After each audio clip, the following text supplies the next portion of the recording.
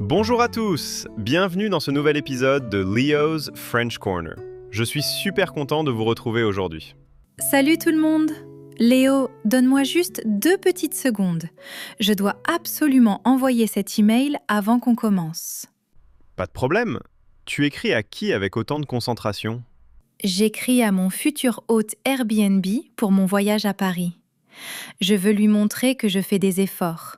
Donc, je lui ai écrit un message entièrement en français. Tu veux l'entendre? Ah, c'est une excellente idée. Les Français adorent quand on fait un effort avec la langue. Vas-y, lis-moi ton chef-d'œuvre. Alors, écoute bien. Coucou, monsieur Dupont. Tu vas bien? Ton appartement a l'air super cool sur les photos. J'ai vraiment hâte de dormir chez toi le mois prochain.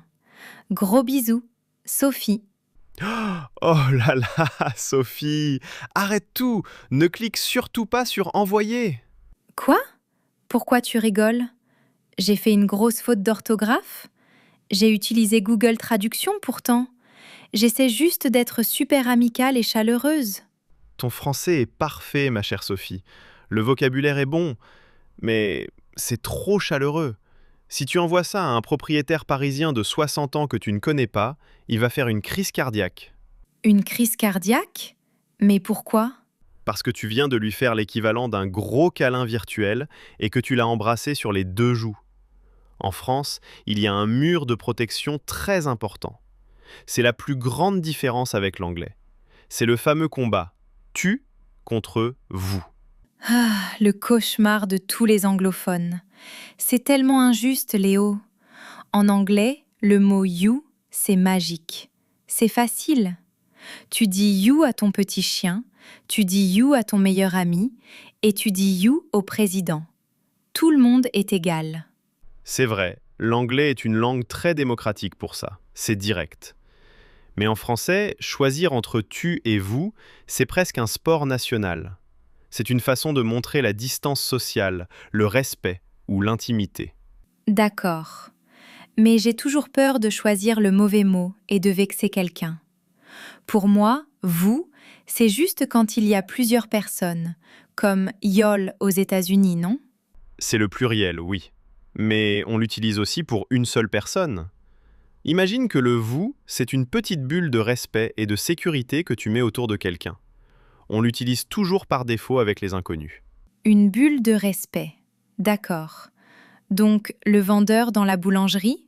Vous, toujours. Le chauffeur de bus? Vous. Un policier dans la rue? Absolument vous. Si tu dis tu à un policier français, tu vas avoir de gros problèmes. C'est considéré comme un manque de respect total. D'accord, je comprends la règle de la bulle. Mais alors, quand est-ce que j'ai le droit d'utiliser tu? Je veux dire, je suis une personne sympa. Je veux être proche des gens. Et tu vas l'être. Le tu, c'est pour ton cercle intime. La famille, les bons amis, les collègues de travail très proches. Ah, et une règle très importante. On utilise toujours tu avec les enfants, même si tu ne connais pas l'enfant. Et avec les animaux? Si je vois un petit chien mignon dans la rue à Paris, je lui dis tu ou vous? Bonjour monsieur le chien, comment allez-vous? Non, le chien a droit au tu. Salut mon beau, tu es un gentil chien. Mais attention, le propriétaire du chien à côté de lui, il garde le vous. C'est là que ça devient une gymnastique mentale. C'est de la torture mentale, Léo. D'ailleurs, je vais t'avouer un secret. Parfois, quand je suis en France et que je panique, j'utilise la technique du ninja. La technique du ninja, c'est quoi ça? C'est quand j'évite complètement d'utiliser un pronom. Je construise des phrases bizarres juste pour ne pas dire tu ou vous. Par exemple, au lieu de dire que voulez-vous boire, je dis une boisson est possible? C'est brillant! Et tu sais quoi? Énormément d'expatriés font ça. C'est une excellente technique de survie quand on a un doute. Mais on va te donner plus de confiance aujourd'hui. On va faire un petit quiz rapide. Prête? Prête. Vas-y, coach. Situation numéro 1. Tu sors avec un Français. Tout se passe bien, c'est le grand jour. Tu rencontres sa mère, ta future belle-mère française, pour la première fois. Tu entres dans le salon. Tu dis « tu » ou « vous ». Oh mon Dieu, la belle-mère française. Elle fait partie de la famille, non? Donc, tu? Erreur fatale, alarme rouge. Si tu dis « tu » à une belle-mère française le premier jour, la relation est terminée. Elle va penser que tu n'as aucune éducation. Avec les beaux-parents, c'est toujours « vous » au début. Waouh, d'accord. Vous pour la belle-mère, c'est noté. Mais Léo, comment on sort de cette situation? Si je deviens amie avec quelqu'un, ou si la belle-mère m'accepte enfin, je suis bloquée avec le « vous » pour le reste de ma vie? Excellente question. Non, heureusement. Il y a un pont magique, une petite phrase qui permet de casser la bulle de respect pour entrer dans l'intimité. Quand la relation devient plus détendue, on demande « on peut se tutoyer ?» On peut se tutoyer? Le verbe « tutoyer », ça veut dire « est-ce qu'on peut utiliser le mot « tu » ?» Exactement. C'est l'inverse de vous voyez. Et attention à la règle d'or.